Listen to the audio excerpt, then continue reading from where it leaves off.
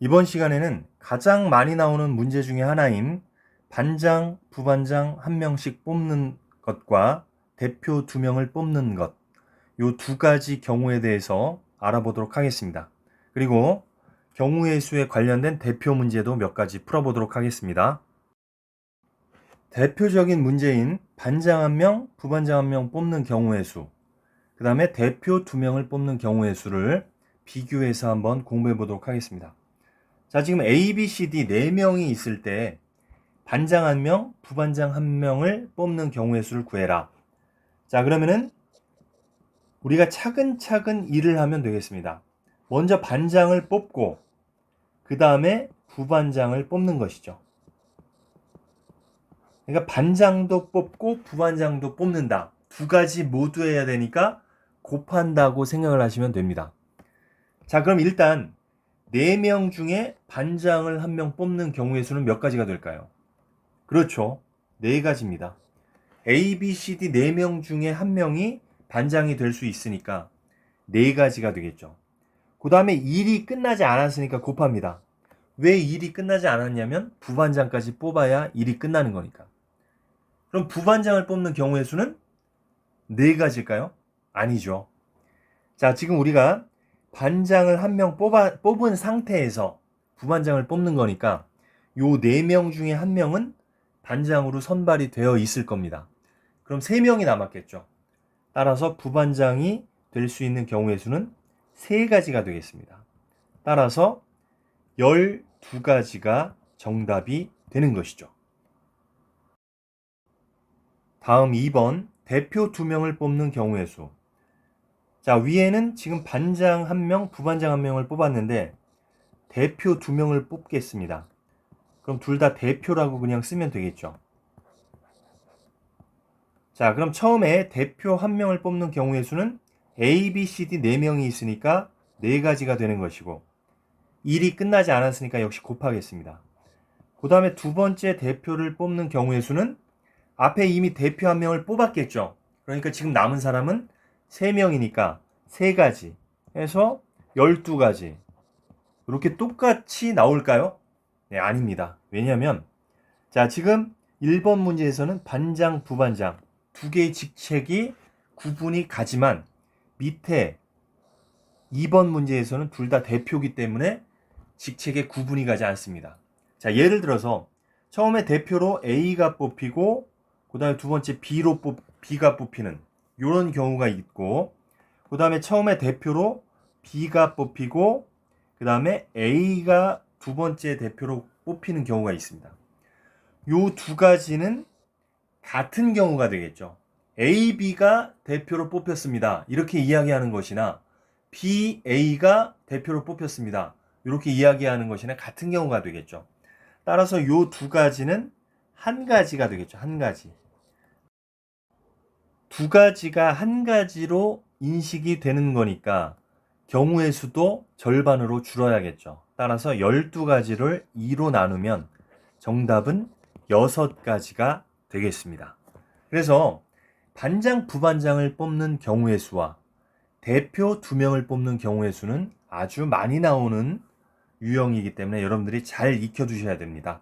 그래서 대표 2명을 뽑는 것은 2가지가 한 가지로 인식되기 때문에 12가지, 구한 가지수를 2로 나누어서 6가지가 정답이 되겠다.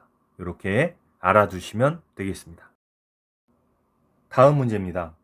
0, 1, 2, 3, 4, 5가 적힌 6장의 카드 중에 2장을 뽑아서 두 자리 자연수를 만들 때, 자, 1번 모든 경우의 수는, 자, 두 자리 자연수가 되려면 10의 자리와 1의 자리가 정해져야겠죠. 10의 자리, 1의 자리.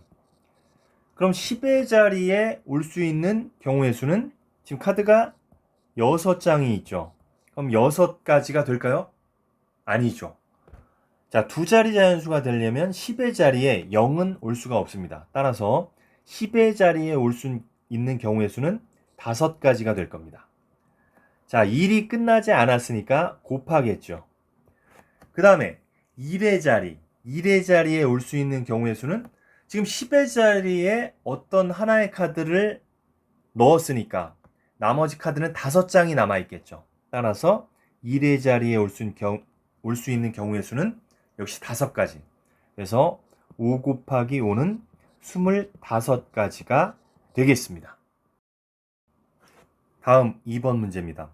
홀수인 경우의 수는, 자, 두 자리 자연수를 만들 때, 자, 홀수인 경우의 수는 1의 자리가 홀수면 될 겁니다. 그럼 1의 자리가 우리 3가지로 분류를 할 수가 있습니다. 분류라고 하는데 나누어서 한번 생각을 해보겠다 이거죠. 자, 첫 번째, 두 번째, 세 번째, 이렇게 3가지로 한번 나누어서 생각해 볼게요. 자, 두 자리 자연수가 홀수가 되려면 1의 자리가 홀수가 돼야 되니까 홀수는 1, 3, 5 이렇게 3가지가 있겠죠. 따라서 1이 1의 자리에 오는 경우, 그 다음에 3이 1의 자리에 오는 경우, 그 다음에 5가 1의 자리에 오는 경우, 이렇게 3가지가 있을 겁니다. 그러면은 1이 1의 자리에 온 경우에는, 자, 10의 자리가 정해지면 되는데 10의 자리에 올 수 있는 경우의 수는 2, 3, 4, 5 4가지밖에 없겠죠. 왜냐하면 1은 1의 자리에 이미 갔고 0은 10의 자리에 올 수 없으니까 4가지가 될 겁니다. 4가지. 자, 마찬가지로 3이 1의 자리에 오는 경우에는 3을 빼고 나머지 0, 1, 2, 4, 5 중에 0은 10의 자리에 올 수가 없으니까 이것도 역시 4가지가 될 겁니다.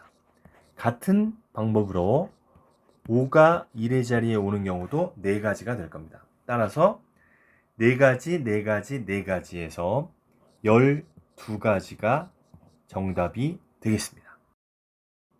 여러분들 문제를 풀다 보면 어떨 때 더하고 어떨 때 곱할까 요게 약간 헷갈릴 때가 있는데, 지금 요 2번 문제를 푸는 것처럼 첫 번째 경우, 두 번째 경우, 세 번째 경우 이렇게 3가지로 우리가 분류해서 풀었잖아요. 이렇게 분류해서 풀 때는 더하는 겁니다. 다시 말해서 동시에 일어날 수 없을 때는 더하는 겁니다. 우리 1의 자리에 1이 오면서 동시에 1의 자리에 3이 되고 동시에 1의 자리에 5가 될 수는 없는 거잖아요. 동시에 일어날 수 없는 이런 경우들은 각각 구해서 더하는 것이 맞다. 이렇게 여러분들이 생각을 하시면 되겠습니다. 그럼 2번 문제를 살짝 바꿔서 이번에는 홀수가 아니라 짝수로 한번 해볼게요. 짝수인 경우의 수를 만약에 구해봐라, 이런 문제가 나왔다면, 자, 지금 홀수인 경우랑 약간 다를 수가 있습니다. 자, 짝수가 나오는 경우에는 1의 자리가 0인 경우가 있죠. 그 다음에 두 번째, 짝수가 되는 경우는 1의 자리가 2인 경우. 그 다음에 세 번째, 짝수인 경우는 1의 자리가 4인 경우. 이렇게 3가지로 우리가 구분을 할 수가 있습니다. 그러면은 1의 자리가 0인 경우에는 10의 자리에 올 수 있는 경우의 수가 1, 2, 3, 4, 5 5가지가 될 겁니다. 자, 그럼 1의 자리가 2인 경우, 1의 자리가 2인 경우에는 남은 카드는 0, 1, 3, 4, 5지만 10의 자리에 0은 올 수가 없으니까 4가지가 될 겁니다. 자, 마찬가지로 1의 자리가 4인 경우에는 남은 카드가 0, 1, 2, 3, 5, 5가지지만 0은 10의 자리에 올 수 없기 때문에 역시 4가지가 되겠습니다. 따라서 짝수가 되는 경우의 수는 이놈들을 모두 더하면 되니까 13가지라는 정답을 얻을 수가 있겠습니다. 아까 홀수인 경우랑 약간 다르다는 거, 이것도 한번 잘 이해해 보시기 바랍니다.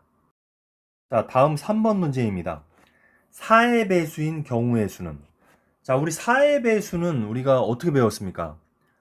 10의 자리까지가 10의 자리 밑으로 4의 배수면 4의 배수였죠. 자, 무슨 얘기냐면 320이다. 그럼 20이 4의 배수니까 320은 4의 배수가 되는 겁니다. 왜냐하면 100의 자리는 이미 4의 배수이기 때문에 요 10의 자리까지가 4의 배수이면 무조건 4의 배수가 되는 것이죠. 자, 그러면은 여기서는 두 자리 자연수이기 때문에 통틀어서 4의 배수가 되면 되겠죠. 그럼 우리 이렇게 분류를 할 수가 있습니다. 5가지로. 자, 어떻게 분류를 하냐면 10의 자리가 1인 경우가 있을 거고요. 10의 자리가 2인 경우, 10의 자리가 3인 경우, 10의 자리가 4인 경우, 10의 자리가 5인 경우, 그 다음에 10의 자리가 0은 될 수가 없으니까 이렇게 5가지로 분류를 할 수가 있습니다. 자, 그러면은 1의 자리가 뭐가 돼야지 4의 배수가 됩니까? 그렇죠. 12죠, 12. 4단에 나오는 거, 4, 3, 12. 이럴 때 4의 배수가 되는 것이죠. 그 다음에 16도 되는데 16은 안 되죠. 따라서 이렇게 한 가지. 그 다음에 2일 때는 20이 되겠죠. 4, 5, 20. 그 다음에 24도 됩니다. 그러니까 2가지가 되겠죠. 2가지. 여기는 한 가지. 그 다음에 3일 때는 4, 8, 32. 32가 있겠죠. 그 다음에 36도 있는데 36은 안 되죠. 6이 없으니까. 그래서 한 가지. 그 다음에 4일 때는 40이 있겠죠. 40. 그 다음에 44는 안 되겠죠. 4는 카드가 한 장밖에 없으니까. 그래서 한 가지. 그 다음에 5일 때는 52가 있겠죠. 그래서 한 가지. 그래서 10의 자리의 숫자가 1, 2, 3, 4, 5 동시에 일어날 수 없는 거죠. 그러니까 다 더하면 됩니다. 따라서 3, 4, 5, 6 정답은 6가지가 되겠습니다. 자, 4의 배수인 경우를 구하는 문제가 가끔 나오는데 약간 어려울 수가 있지만 이렇게 분류를 해서 풀면 어렵지 않게 여러분들이 할 수가 있습니다. 다음 문제입니다. 다음 그림에서 A 지점에서 D로 이동하는 경우의 수를 구하시오.